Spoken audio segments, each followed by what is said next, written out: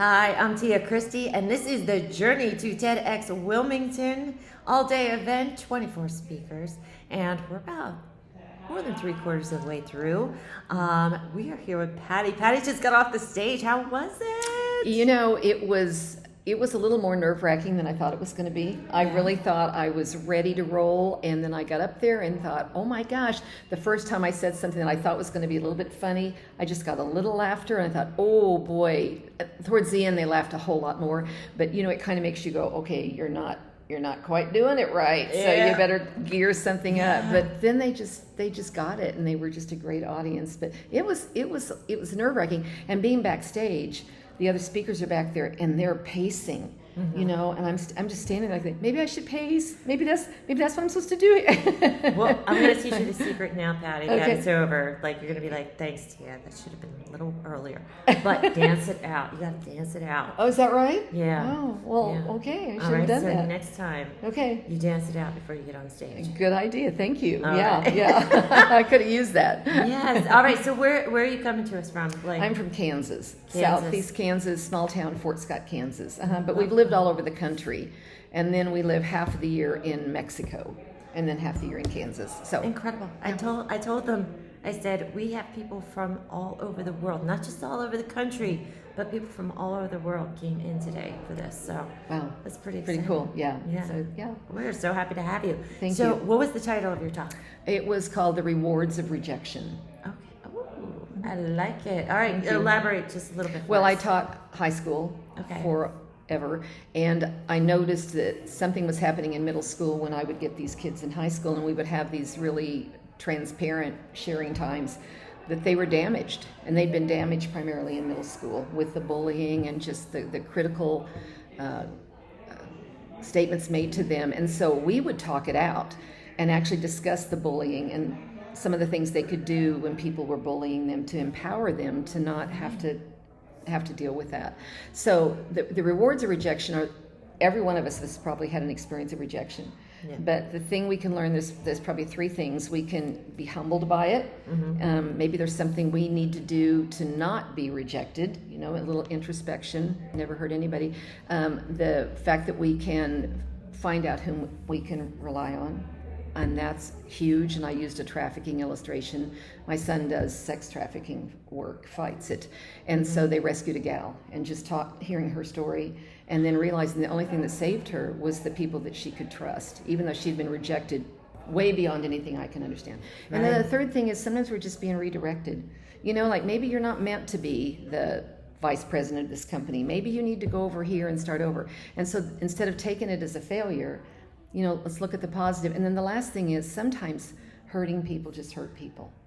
And it's a common statement, but it's true. Maybe sometimes it's not you. It's just that there are mean people out there, you know, who think that they're going to build themselves up by tearing you down. And that's just who you deal with. So that's what it was about. Yeah. Wow, you got really deep and heavy. And she was surprised the audience didn't laugh. Well, they did at the end when it got maybe more obvious. And in the very beginning, you tell a little joke, and they don't know they don't know you. Right. So it's kind of like, am I supposed to laugh here? Is she funny, or is? No, I don't know if she is or not. So anyway, right. You just kind of have to wait. But I'm gonna make you feel a little bit better. It was hard to hear up on the stage the laughter. Okay, I didn't see your talk, but when the video airs, you're actually going to hear a little bit more of the audience response. So so you might be like surprised when you watch the video. You'd be like, oh my gosh, they were hysterical. well, I don't think they quite went that far, but I was they were a good audience. Everything that you told me, they better not be hysterical. She is a funny lady, though. Oh well, sometimes. So that is incredible.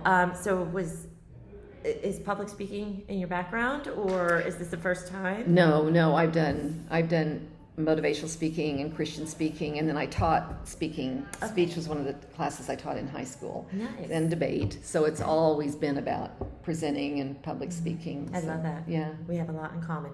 Did you debate? No, I help people speak. Oh, yeah. Awesome. Yeah. Awesome.